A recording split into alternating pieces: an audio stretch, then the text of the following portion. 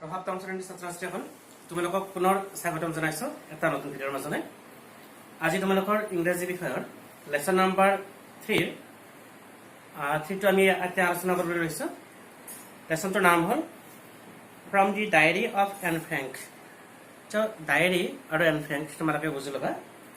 N Frank এজনী ছোৱালী যিগৰাকী ইহুদীসকলৰ ভয়ত পলাই থাকিবলগীয়া হৈছিলে আৰু এই পলৰীয়া জীৱনতে তেওঁৰ মৃত্যু হ'বলগীয়া হৈছিলে আৰু ভাগ্যক্ৰমে তেওঁৰ ডায়েৰী এখন উদ্ধাৰ হৈছিলে।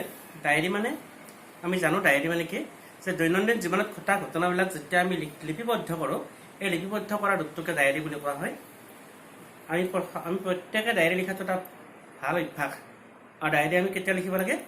ৰাতি আমি শোৱাৰ আগ মুহূৰ্তত দিনটোত যিখিনি ঘটনা ঘটে, আমাৰ উল্লেখযোগ্য ঘটনা, সেই ঘটনাখিনি আমি লিপিবদ্ধ কৰিব লাগে। ডায়েৰী লিখাৰ কাৰণে ধুনীয়া ধুনীয়া বহীবিলাক আমি দোকানত কিনিবলৈ পাওঁ। এতিয়া এই ডায়েৰীখন, ইয়াত ডায়েৰীৰ এটা কথা দিছে, ডায়েৰীৰ পৃষ্ঠা এটা দিছে, আৰু এই ডায়েৰীখনৰ লেখক কোনে? N Frank. এন ফ্ৰেংকে ডায়েৰী হিচাপে কোনো বহীত লিখা নাছিলে। তেওঁ কিছুমান সৰু সৰু পাতত লিখিছিলে আৰু তেওঁৰ মৃত্যুৰ পিছত তেওঁৰ ৰুমটোৰ চাৰিওফালে সিঁচৰিত হৈছিল পাতবিলাক, আৰু তেওঁৰ দেউতাকে সেইবিলাক বিচাৰি পাই পঢ়ি আপ্লুত হৈছিলে। দেউতাকে পিছত সেইবিলাক কিতাপ আকাৰে প্ৰকাশ কৰিছিলে আৰু সেই কিতাপখনৰ নাম দিয়া হৈছিলে এন ফ্ৰেংকৰ ডায়েৰী বা ডায়েৰী অফ এন ফ্ৰেংক। এতিয়া আমি পাঠলৈ যাম চাবা। চ' before starting the lesson, a short note has been given here. Do you have a friend with whom you share your innermost thoughts and feelings? So the author asks you a question. Do you have a friend? তোমালোকৰ কোনোবা এনেকুৱা বন্ধু আছে নেকি? With whom? যাৰ লগত you share your innermost. You share মানে কি? আমি যিটো বেলেগৰ লগত সহযোগিতা কৰোঁ বা ভাগ বতৰা কৰোঁ, অৰ্থাৎ আমাৰ অনুভৱখিনি বেলেগৰ লগত ব্যক্ত কৰিব পাৰোঁ, সেইটোকে শ্বেয়াৰ বুলি কোৱা হয়। ইনাৰমষ্ট থটছ, ইনাৰমষ্ট মানে কি? আমাৰ অভ্যন্তৰীণ ভাগত, অৰ্থাৎ আমাৰ অন্তৰত যিখিনি আমাৰ চিন্তাধাৰণা আছে, এই চিন্তাধাৰণাবিলাক আমি যিখিনি শ্বেয়াৰ কৰোঁ, অৰ্থাৎ কাৰোবাৰ আগত প্ৰকাশ কৰোঁ, এনেকুৱা কোনোবা বন্ধু আছে নেকি?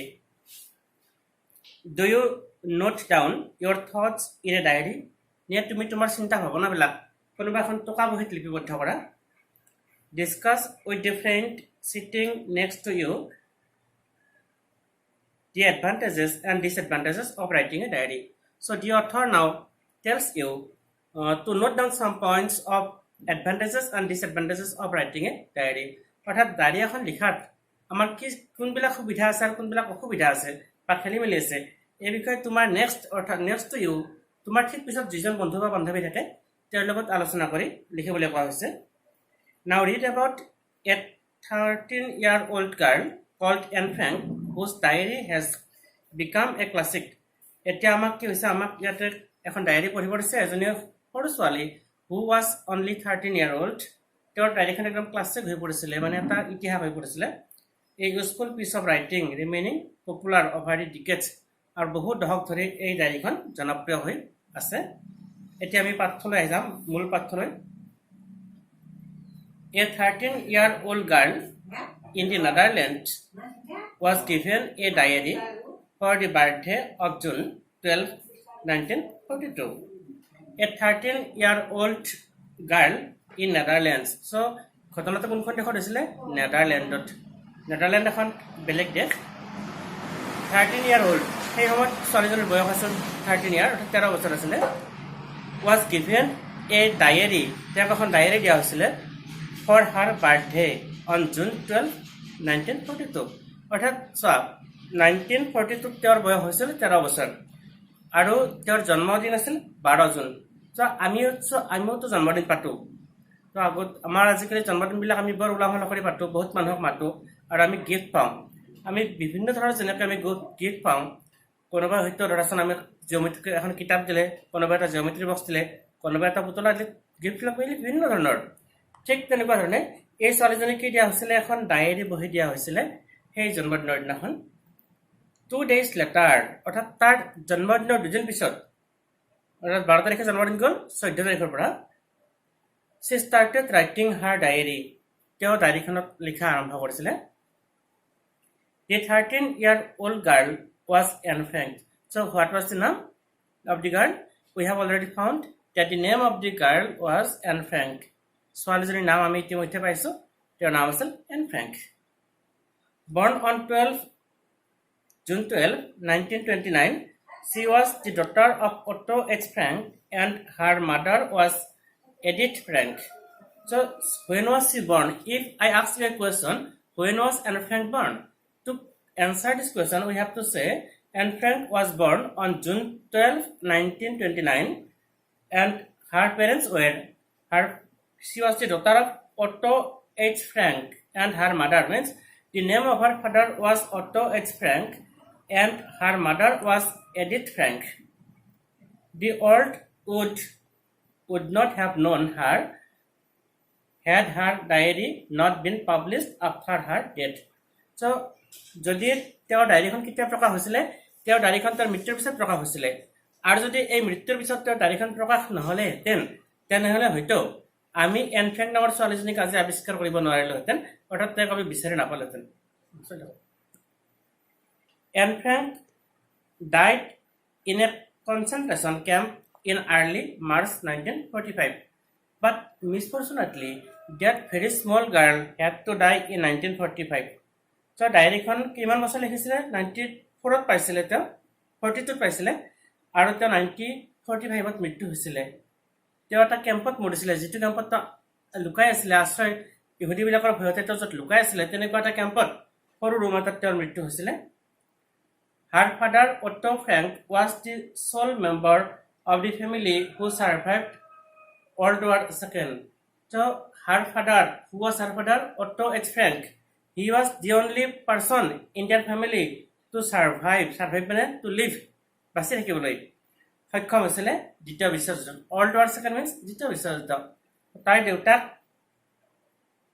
অটো এইচ ফ্ৰেংকে দ্বিতীয় বিশ্বযুদ্ধত তেওঁলোকৰ পৰিয়ালৰ ভিতৰত বাচি থাকিবলৈ সক্ষম হৈছিলে আৰু দেউতাকে পিছত তাইৰ লিখনিখিনি কিতাপ আকাৰে প্ৰকাশ কৰিছিল যিখন আমি এতিয়া পঢ়িবলৈ পাইছোঁ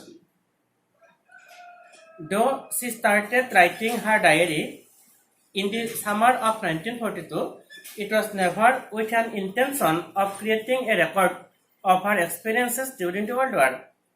So, though she had started writing her diary in summer of 1942, summer মানে কি গ্ৰীষ্মকাল অৰ্থাৎ জুন মাহত নিশ্চয় গ্ৰীষ্মকাল হয় আমাৰ ইয়াতো হয় তো 1942 যেতিয়া লিখিছিলে সামাৰত এনেকুৱা নাছিলে যে it was never with an intention মানে কি এনেকুৱা এটা অভিপ্ৰায় নাছিলে of creating a record of her experiences তেওঁৰ অভিজ্ঞতাবিলাক যে প্ৰকাশ কৰিব এটা একদম ৰেকৰ্ড কৰিব তেনেকুৱা কোনো অভিলেখৰ কাৰণে ডায়েৰীখন লিখা হোৱা নাছিলে during the World War বিশ্বযুদ্ধৰ সময়ত তো বিশ্বযুদ্ধৰ সময়ত তেওঁ কি কৰিছিলে ক'ত লুকাইছিলে কেনেকুৱা ঘটনাৰ সন্মুখীন হৈছিলে এনেকুৱা ধৰণৰ কথাবিলাক লিখি তেওঁ হিৰোইন হ'ব বিচৰা নাছিলে সেই উদ্দেশ্যত ডায়েৰীখন লিখা হোৱা নাছিল This was a way to pass time truthfully while hiding from the German army in an underground safe house.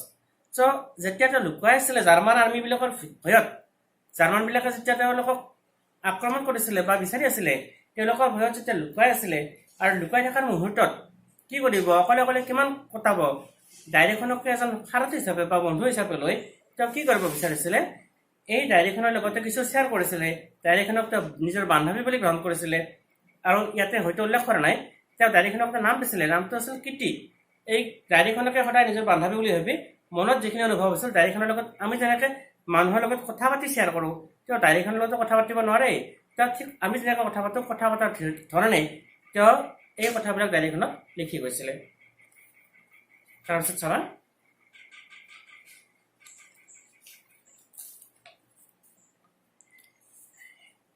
Anne's voice has reached out across continents and generations, and her diary is one of the most important documents of the tragedies of the war.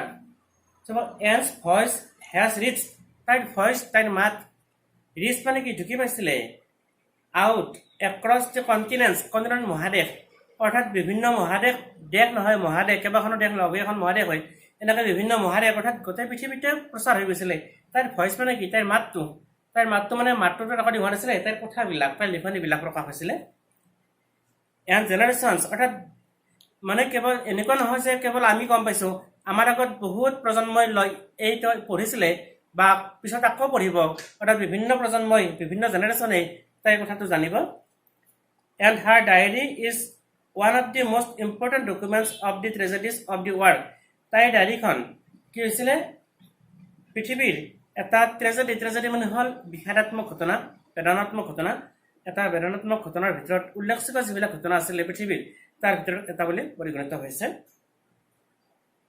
Saturday 14 June 1942 Saba on Friday 12th June I woke up at 6 o'clock and no wonder it was my birthday so on Friday so what was it June 12 1942 was Friday সেইদিনাখন আছিল Friday শুক্ৰবাৰ